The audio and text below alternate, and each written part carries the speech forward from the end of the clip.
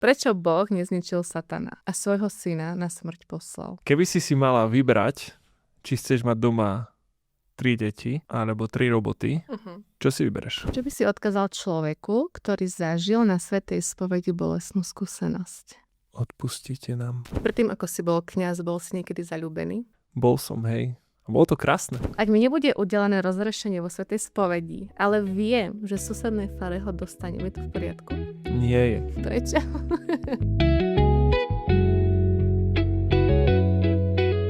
Vitajte pri sledovaní podcastu Stretnutie s otcom Andrejom Bránickým. Do tohto podcastu si pozývam ľudí, ktorí sa môžu pýtať rôzne otázky a chcem sa s nimi proste stretnúť. Nemôžem prísť na návštevu ku všetkým vám, ale takýmto spôsobom sa môžeme dostávať k veciam, ktoré bežne ľudia riešia, ktoré ich zaujímajú, možno otázky, ktoré sa chcú spýtať na mňa ako kňaza Andreja, ako na cirkev. Tak aj teraz ja sa veľmi teším, že tu môžem privítať moju dnešnú hostku Nikola. Nikola, vitaj. Ahoj. Teším sa, že si prijala toto pozvanie. Uh-huh. Aj ty sa tešíš? Som absolútne mimo komfort, moju zónu. To teraz, podľa mňa, môj mozog ešte nespracoval to, že som tu a že tu sedím a že sa toto vôbec deje. Ale hej, teším sa a teda dúfam, že to bude mať zmysel a prínos pre tých ľudí, ktorí si to pozrú. Áno, dúfam aj ja.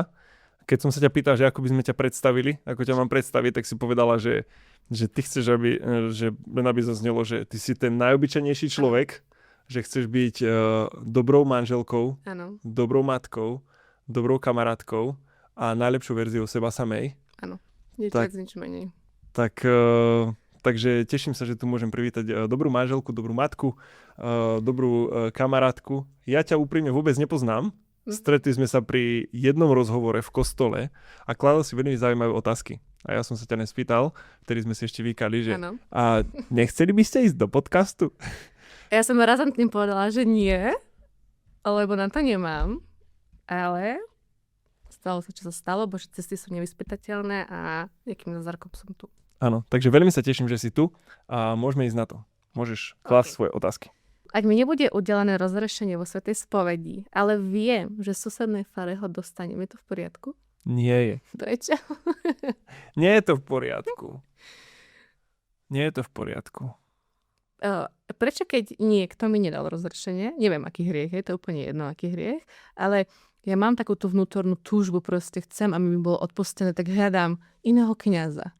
Tiež to môže byť bolestná skúsenosť zo spovede, že niekto mi to nedal, tak idem akože inde nájsť a tam som to dostala. Áno, ak daný človek, nie je to v poriadku z našej strany, že máme rozdielne meritka, keby. Zároveň nie je to v poriadku zo strany ľudí, keď niekedy sú až takí vychcaní a že ja si môžem žiť ako chcem a viem, že tam pri tom kňazovi dostanem rozhrešenie, hej? Tak to nie je v poriadku ani na jednej, ani na druhej strane. Takže v tom prípade, keď dostanem rozhrešenie na Eucharistiu, to sa to kradeš? Ak ja zotrvávam vedome v ťažkom hriechu, tak áno. Ak ja ľutujem akýkoľvek ťažký hriech a chcem vstúpiť do pokánia, chcem vstúpiť do zmeny zmýšľania, chcem zanechať ťažký hriech, tak ja môžem ísť aj k inému kňazovi na svätú spoveď, ale áno, idem tam s tým postojom, že naozaj chcem zanechať tento ťažký hriech a ľutujem ho. Tak je mi odpustený hriech. A môžem tak je to OK, ale keď som chcená sviňa, tak to OK nie je, hej? No lebo je tam ten postoj srdca, že či ľutujem ten hriech, alebo ho neľutujem. Ak ho neľutujem a nechcem ho zanechať, no tak že proste ja častokrát tak ľuďom vysvetľujem, že nejako som žil do spovede a spovede deliaca čiara toho, že ja sa chcem zmieriť s Bohom. Chcem tu vyznať hriechy, ľutovať ich a chcem vstúpiť do nového života. A teraz tu na Boh to požehnáva, dostanem rozhrešenie na svätej spovedi a už chcem žiť inak. Ale ak ja nechcem žiť inak a ďalej, chcem žiť tak iba chcem dostať v úvodzovkách požehnanie do toho svojho života, ktorý prežívam a potvrdenie toho, že môj hriešný život je vlastne správny, tak to nie je v poriadku. A čo keď to je tak, že idem na tú svätú spoveď, ale vnímam ju proste mechanicky. Presne, že prídem tam, vyznám, teda porušil som nejaké prikázanie, priznám si vinu, príjmem ten trest, odpíkam si ten trest, ale vlastne OK, všetko, dám si tie fajočky, a zase žijem tak, ako som žila. No. Ale máš tú potrebu akože ísť, hej? Len to proste robíš ako robot. Hej. Že dobre, zajtra je prvý piatok, to poviem ísť na spoveď. Hej. Ľudia, ktorí takto žijú mechanicky, Áno. tak za mňa osobne pravdepodobne sa nikdy nestretli s Bohom ako láskou. Hej, že proste nevstúpili reálne do vzťahu s Bohom a možno ani nevedia, že môžu mať hlboký a intímny vzťah s Bohom. Proste bolo to niečo, čo mali naučené. Hej, že ja napríklad, ja neviem, že prvé roky svojho života, že ja neviem, 15 rokov svojho života, že v niečom, že okej, snažil som sa mať vzťah s Bohom, ale na mnohé veci som pristupoval tak, že rodičia mi povedali, že prvý piatok, tak proste ideš na svätú spoveď, hej. Áno, viete, ako A je nedeľa. To je úplne normálne asi. Hej, a je nedeľa, tak proste ideme všetci do kostola a je napríklad piatok, ešte mladíčnická svätá omša, tak pôjdeme všetci spolu ako rodina v piatok, hej. A že v niečom tam nebolo moje srdce, hej, a bolo to niečo, čo mi bolo nariadené. A takto niektorí ľudia prežijú celý svoj život. Áno. Že proste je to nejaká norma, je to nejak nariadené, mám chodiť nedeľu. Mám hriechy z prvého svetového príjmania, ktoré... Áno, a proste a tak, áno, hej. A že fakt, pre mňa je tiež zaujímavé, že keď dôchodca mi príde a že nepočúval som mamu, hej, a že kokos, ale už ste mali asi 18, nie? A že takto prežijú celý svoj život. Ale ako náhle my zažijeme napríklad na nejakej svätej omši alebo na adorácii taký až dotyk Boha, že proste spoznáme, že wow, že Boh je skutočný a ja s ním môžem mať vzťah, tak tam sa mení tá dynamika a prichádzam na svätú spoveď, pretože naozaj ľutujem hriechy a uvedomujem si, že ránim Boha. Hej, že aj napríklad tá ľútosť je dôležitá, že ako a prečo ľutujeme. Hej, že ja mám pocit, že mnohí ľudia prichádzajú s veľkou ľútosťou na svätú spoveď, ale je to ľútosť, že nevyšlo mi to a zasa som proste padol a je im ľúto to, že vlastne, že oni nie sú dostatočne dobrí, alebo je im ľúto, že nevyšiel ich plán a projekt svetosti, hej. Ale že nie je nám ľúto to, že náš hriech vlastne zabíja Krista. Že náš hriech ničí vzťahy, že zraňuje druhých ľudí. Hej, že toto nám nie je ľúto. Že je nám ľúto to, že nevyšiel náš plán. Hej, no a tak máme to proste rôzne a snažíme sa to žiť čo najlepšie. Takže asi tak. Čo sa deje počas premenenia v rukách kňaza, ktorý je poznačený ťažkým hriechom? Deje sa tam premenenie. Prichádza tam Pán Ježiš.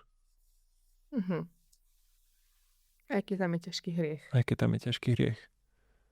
Lebo akákoľvek sviatosť, ak splním materiu a formu, je platná. Hej, ak mám na svätej omši, ak je tam platne vysvetený kňaz, nech jeho osobný život je akýkoľvek, ale je to platne vysvetený kňaz. Má tam biele oplátky a víno a povie slova premenenia, toto je moje telo, toto je moja krv, tak prichádza tam Pán Ježiš. Toto sa riešilo v cirkvi dávno, že či, hej, nie. Ak by sme pripustili to, že napríklad nie, tak vlastne by vzniklo strašne veľa pochybností, že no a okej, ak to je úplne bez hriechu, alebo čo, hej. Ale že aj ak kňaz tam ide s ťažkým hriechom a jeho osobný život vyzerá akokoľvek a má ten úmysel, tak Ježiš tam reálne prichádza. A tí ľudia, ide o dobro tých ľudí, tí ľudia príjmu Krista. Príjmajú Krista. Hej, ja poznám svedectvá o tom, že niektorí kňazi prišli k oltáru pod vplyvom alkoholu. A tá omša bola veľmi nedôstojná. Ale ak ten kňaz mal úmysel a povedal správne tie slova premenenia, tak reálne Ježiš tam prišiel. Nie je to také zvláštne, že ti akože potom dáva do úst špinavými rukmi niečo, čo je tak sveté? Je to osobný hriech toho kňaza, ale ja nech som akýkoľvek hriešný a chudobný človek, dajme tomu, dávam ti do ruky diamant, tak ten diamant nejak nestratí na hodnote. A keby tu prišiel najbohatší človek na svete v krásnom obleku a najdrahších proste šatách a dáva ti ten istý diamant, tak ten diamant nemá väčšiu alebo menšiu hodnotu. A toto je podobné, že Eucharistia je ako diamant nevyčísliteľnej hodnoty, lebo je to živý Boh. A nech mi to podáva ktokoľvek a akomkoľvek stave, tak je to živý Boh. Dobre, toto sa mi páči. Teším sa.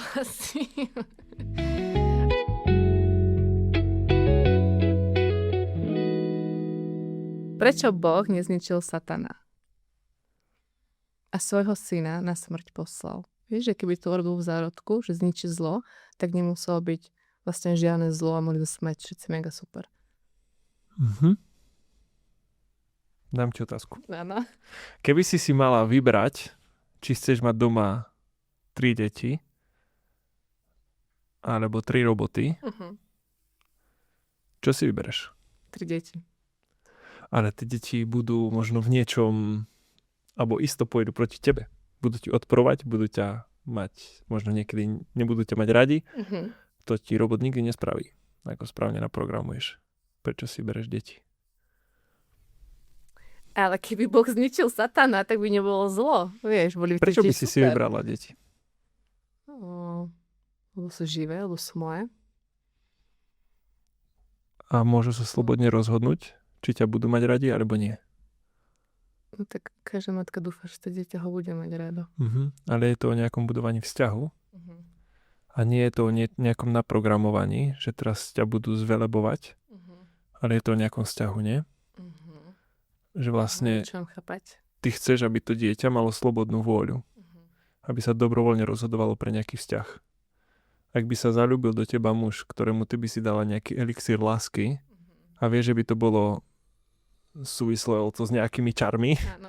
ale nie s tým, že on sa pre teba slobodne rozhodne, tak by si nechcela asi taký vzťah, nie? No asi nie.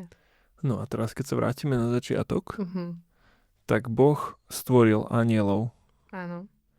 a každému anielovi dal možnosť, či chce slúžiť Bohu a chce žiť podľa Božích zámerov a toho, ako to Boh pripravil a ukázal im, ako to bude zhruba vyzerať, alebo nie. A každý z nich sa mohol slobodne rozhodnúť. Nemusel dať možnosť nie. Vieš, že mohol Ale potom by boli roboty, Ale dobre. ktoré nemajú možnosť sa rozhodnúť. Aj ty by si mala iba dobré roboty doma. Takže Boh dal každému anielovi možnosť sa rozhodnúť. A niektorí sa rozhodli pre Boha a niektorí sa rozhodli proti Bohu.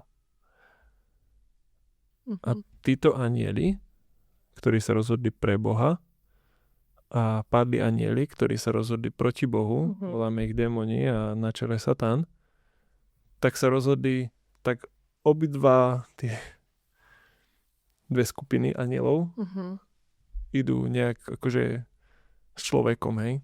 Dobré anieli nás vedú k Bohu, dobrí anieli, a zlí, padli, démoni nás vedú od Boha. Áno.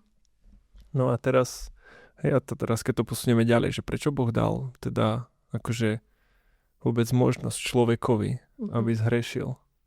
Keby nezhrešil, tak by sme tu nemali trápenie, aby sme tu nemali choroby, nemali by sme tu, neviem, ženy by nerodili v bolestiach, muži by nemuseli zarábať v pote tváre na chlieb a tak ďalej, že všetky tie dôsledky hriechu, ktoré priniesol prvotný hriech, by tu na svete neboli.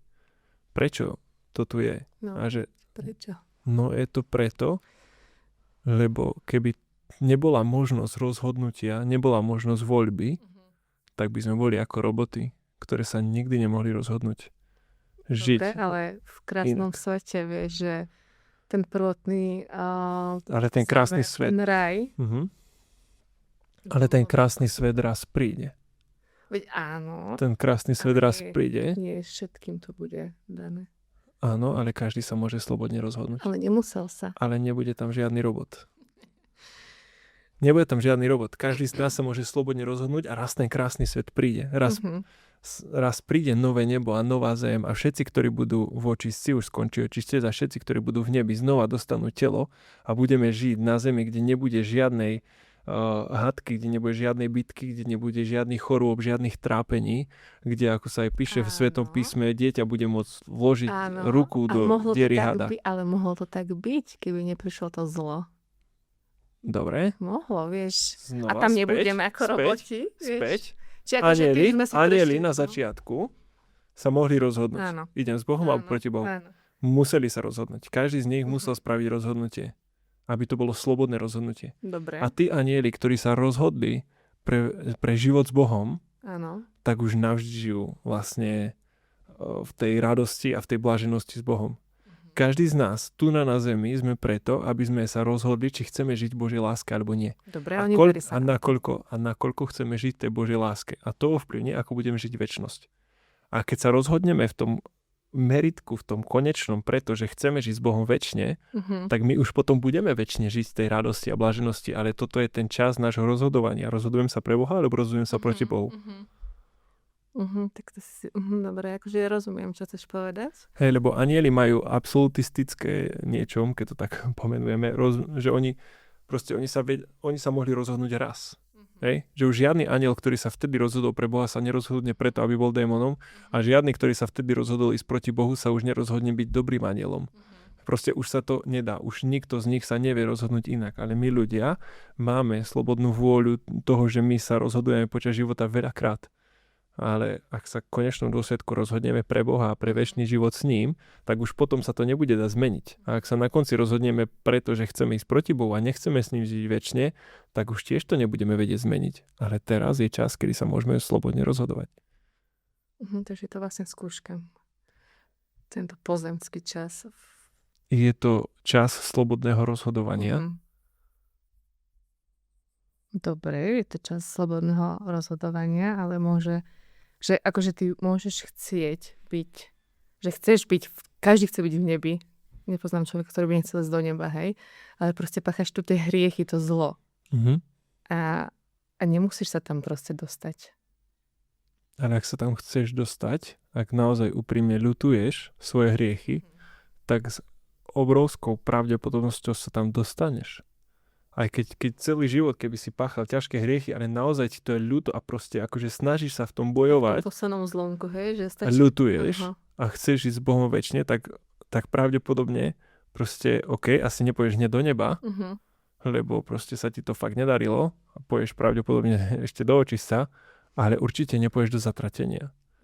Ak ľutujem skutočne hriechy a chcem naozaj z srdca žiť s Bohom, lebo sú ľudia, ktorí sa cieľene rozhodujú, že nechcú žiť s Bohom, ktorí idú cieľene proti Bohu a tam je problém.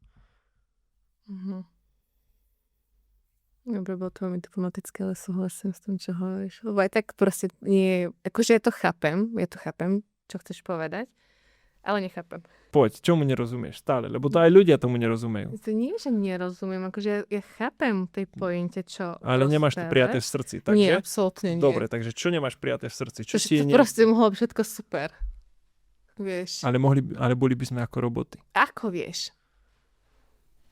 Keby si nemala možnosť sa nikdy rozhodnúť Víš, keby si pre iného muža, no. Iba pre toho, ktorého máš ty, tešila by jeho taká láska? Mal by mňa tak áno. Áno, presne. Aj sorry, musím dať iný príklad. Oj, bože. Ja neviem, tak si ma vybral. Či tak už to nebolo slobodné, alebo? No, vybral si ťa. A teší ťa to, že si ťa vybral? No jasné. Že si ťa vybral zo všetkých žien na svete, ktorých si mohol vybrať? Samozrejme. A keby si nemohol vybrať? Tešilo by ťa to menej? Proste tak mama? My sa môžeme rozhodnúť slobodne. A Boh chce s nami žiť slobodný vzťah, pre ktorý sa slobodne môžeme rozhodnúť, že chcem alebo nechcem. Keby Boh chcel stvoriť iba ľudí a anielov, ktorí ho budú iba zvelebovať, tak by to spravil. On nám chcel dať slobodnú vôľu. Takže vlastne stvoril on zlo? Nie. Nechal ho stvoriť? Dopustil, aby bolo. Boh stvoril slobodnú vôľu. Dal nám slobodnú vôľu ako dar. Aby sme neboli naprogramovaní. Dal nám to ako dar. A každý z nás sa môže slobodne rozhodnúť, ako chceme žiť. A pre aký život sa rozhodujeme. Život v láske s Bohom, alebo proti nemu. OK. Dobre. Už túto odpoveď je taká, že si s ňou OK. Budem nad tým tak sa rozmýšľať, že Boh nestvoril zlo, ale dal slobodnú voľu dobre.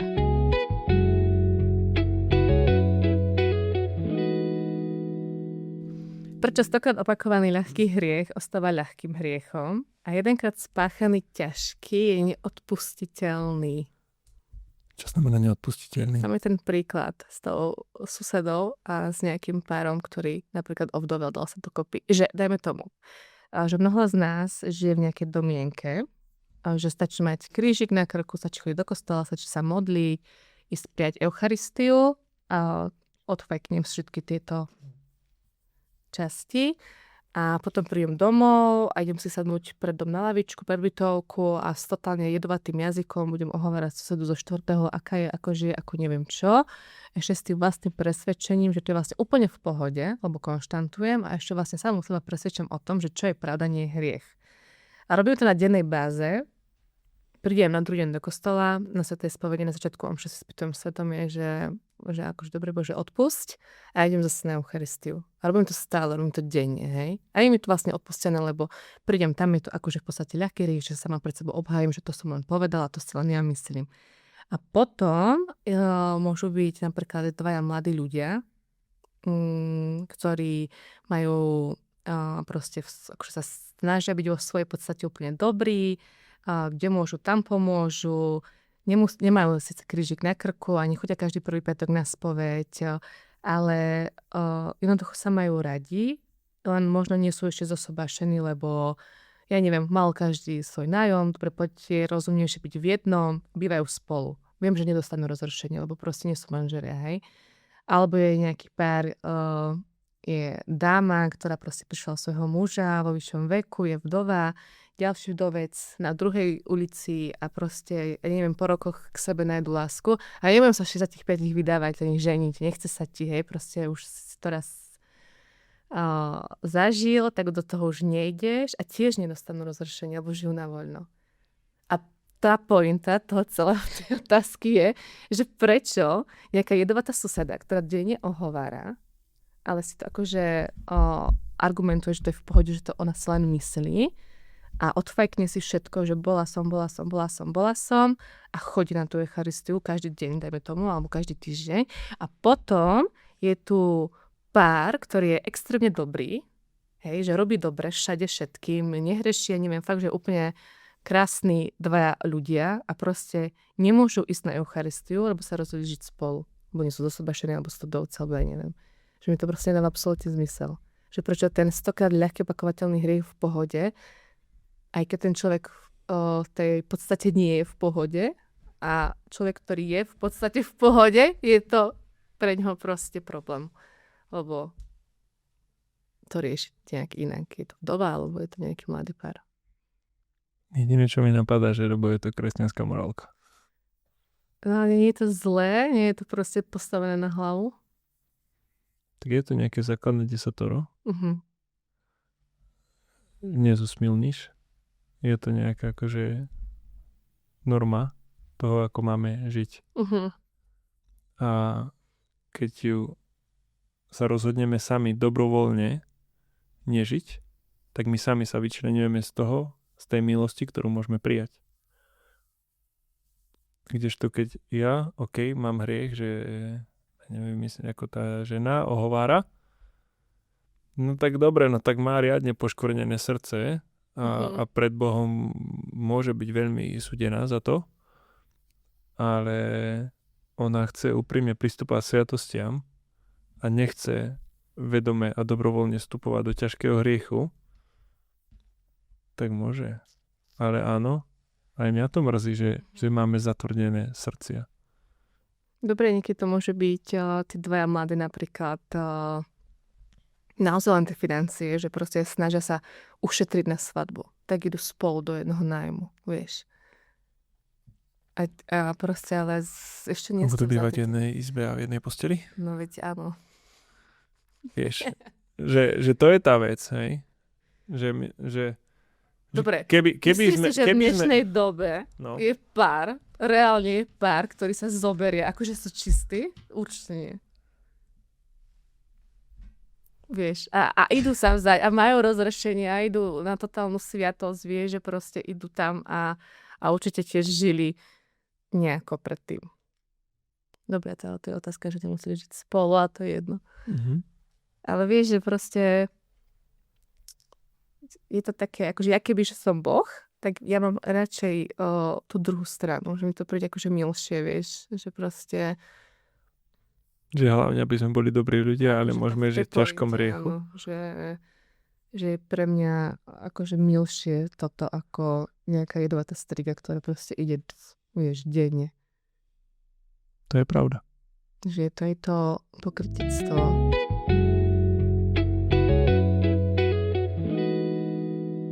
Je viera zo strachu pokrytectvo? Čo to znamená? Častokrát sa prihovárame napríklad k Bohu, keď sme chorí, alebo keď nevieme nájsť nejakú svoju cestu, alebo sme z nej zišli, alebo sa máme zle. A keď tieto starosti nejak pominú alebo odídu, tak vlastne odídu aj tie ruky spolu. Je to v poriadku? Že ak sa mám ťažko, tak idem za Bohom, ak sa nemám ťažko, tak nejdem za Bohom. Akože idem, ale nie tak často. Tak v poriadku to nie je a zároveň je. V tom zmysle, že Boh je ochotný ísť do vzťahu s nami akomkoľvek rozpoložení sme. Akokoľvek to prežívame, že Boh to proste berie. Ak Boha budeme brať ako len niekoho, pri kom si musím odškrtnúť nejaké veci, Boh do toho ide. Ak Boha budem brať ako milosrdného a láskavého otca, Boh do toho ide. Ak Boha budem brať ako najlepšieho priateľa, Boh do toho ide. Že skôr ja sa ukracujem o milosť toho, čo môžem s Bohom žiť. Ale Boh za každých okolností s nami chce ísť do vzťahu.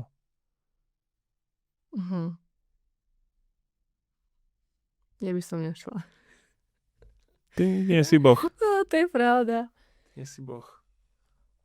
A že keby si mala 5 detí a s každým z nich budeš mať úplne individuálny vzťah a jedno bude na teba drsné, nepríjemné, arogantné, aj tak ho budeš mať rada a budeš sa snažiť naplno ten vzťah, ako sa len bude dať. Ďalšie bude strašne milúčke, láskavé a bude ti hovoriť každý deň, že maminka, mám ťa rada alebo mám ťa rád, tak pôjdeš do toho vzťahu naplno. S ďalším pôjdeš hrať možno futbal a s ďalším basketbal, aj keď ich napríklad tieto športy nemusíš mať rada. Ale s každým sa budeš snažiť žiť tento žiť naplno. Počkaj, nočná páleň to vypadne. Dobre, keďže som mala 5 detí, hej, a sa spravil takto ku mne, ako hovoríš, a bolo by jedno, ktoré by naozaj prišlo, keby bolo, ja neviem, že sa bojí, alebo niečo, že je chore. Tak ale v tej pointe vo mne, mňa by to ako matku mrzelo. Že by som si povedala, že bože, on príde iba keď, ja neviem, nemá peniaze. Vieš, že úplný ignor a keď, ja neviem, dojde niečo, tak príde. Mňa by to mrzelo, aby som nebola taká, že no, akože veď áno, jasné, veď pomohla by si mu, ale no, bola by som sklamaná. Mrzutá, vieš, že proste... A mnoho mám je takto sklamaných. Zároveň tie mami vedia, že to je dočasné. A dúfajú, že to je dočasné. Príklad, sú mami, aj tu v mojom okolí, ktoré mali skvelý vzťah so svojimi deťmi celé detstvo. Teraz prišiel tínedžerský vek a tí tínedžeri niektoré dni si na nich absolútne nepríjemní, nechcú sa s nimi absolútne rozprávať nič. Ale tí rodičia vedia, že OK, tak to bude trvať možno od 13 do 16 rokov a máme nádej, že potom sa to zmení. A snažia sa s čo najväčšou láskou k tým deťom pristupovať a budovať s nimi ten vzťah, aj keď je to náročné. A dúfajú, že v 16-17 sa to zmení a že aj to dieťa v niečom dospeje a že potom to bude znova iné. Tak len preto, že v 15 sa to dieťa nejak správa, tak tí rodičia si nespravia, že OK, čau, hej, že proste ty si drze a odchádzaš z domu, hej, že proste nespravia to a že toto isté nespraví Boh a že my prežívame v našom vzťahu rôzne veci s Bohom, hej, že niekedy máme zatrpknuté srdce, niekedy prežívame bolesť, niekedy sa na Boha hneváme, že Bože, prečo si dopustil toto? Prečo nám zomrel tento blízky človek, alebo prečo nemôžeme mať detičky, alebo prečo nás vyhodili z práce? A áno, je to obdobie, kedy máme bolesť a hnev voči Bohu, ale Boh nás aj tak nevylúči z toho spoločenstva, stále nás má rád a túži a bojuje o naše srdce, aby sme znova vstúpili do plného vzťahu lásky. Takže odpovede nádej. Áno. A láska, ktorá nekončí. Čo by si odkázal človeku, ktorý zažil na svätej spovedi bolestnú skúsenosť? Odpustite nám. Povedal by som tomu človeku, že odpustite nám kňazom, ktorí sme niekedy spovedalníci nepríjemní, kedy sme už aj my unavení, a kedy to nezvládneme profesionálne. Odpustite nám. To by som odkázal tomu človeku. A odkázal by som mu, že nech hľadá miesto, nech hľadá kňaza, kde bude prijatý. A aj keď je to náročné, ale že nech do toho ide. Lebo on sám teraz je akože ubližuje sebe a áno, je to lebo mu bolo ubližené. Ale Boh chce prijať naspäť a verím, že sú v tomto svete dobrí kňazi, ktorí s láskavým srdcom chcú prijať ľudí. A niekedy to proste ani my nezvládame. A ja som si uvedomil, že som iba 3. rok kňazom a na niektorých ľudí z spovedalnici bol som nepríjemný. A že na všetky sa snaží byť najviac láskavý, ako viem, každému sa snažím podať ruku, keď odchádza zo spovedalnice, na každého sa snažím usmiať, nejakým spôsobom ho pozbudiť, ale na niektorých ľudí som bol nepríjemný a niektorí ľudia odišli aj zo spovedalnice nahnevaní. Hej, a mňa to mrzí naozaj úprimne a učím sa s tým pracovať. OK. Bol by pre teba prijatie kňazstva jednoduchšie, ak by sa mladí muži mohli ženiť? Pre mňa osobne asi nie. Mal by som o jednu dilemu viac.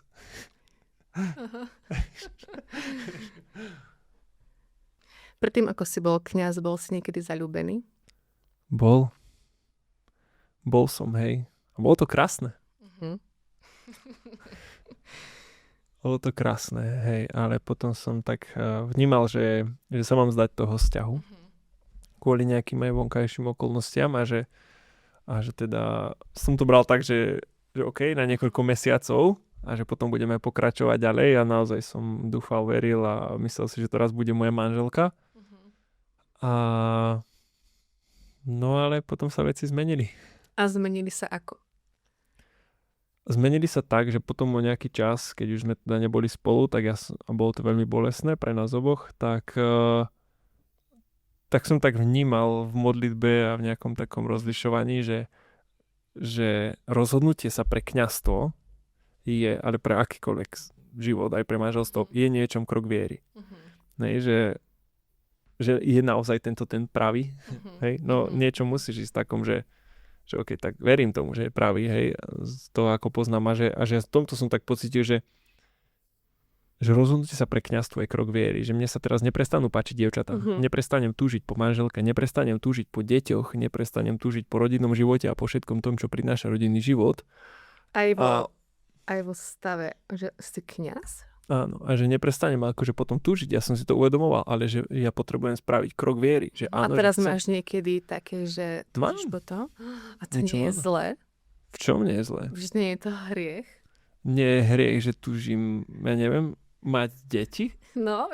Alebo že len tak si akože oddychnú s rodinkou na gauči, niekedy, však ale my sme neprestali byť, neprestali byť ľudia. Neprestali sme byť ľudia a ja viem to hľadať inými spôsobmi. Mám x krstných detí a birmovných, hej, a viem akože ku ním kedykoľvek prísť, viem ich objať, viem s nimi pošaškovať a tak ďalej, tak viem to hľadať iným spôsobom. Ale ja som neprestal mať rád deti a neprestali sa mi páčiť ženy, hej.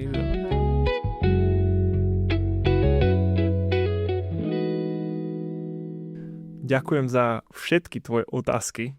Ďakujem.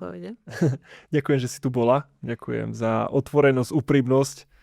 Dúfam, že to prinieslo niečo aj tebe. Určite áno. Ja som obohatený veľmi a dúfam, že aj ľudia budú teda obohatení. Aj mne samému to prinieslo také nové rozmery, o ktorých teda sa chcem sám zamýšľať a viac ešte si to tak nejak ukladať a hľadať odpovede.